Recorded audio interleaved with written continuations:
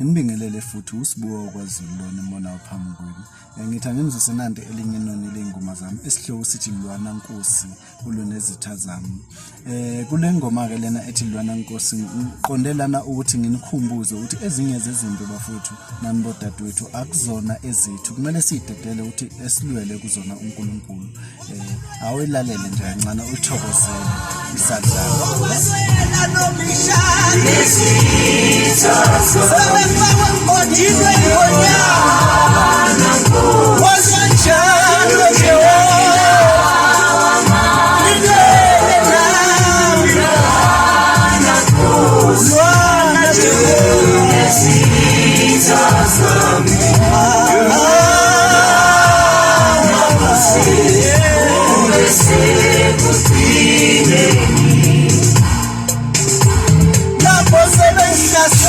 Nkosi izitha zami zingivukela omume sesiphamandla wena ngilwele simade wesu ngilwele Jehova oba nawe amandla okusilwela wena Lwana kuse ubese kuzinde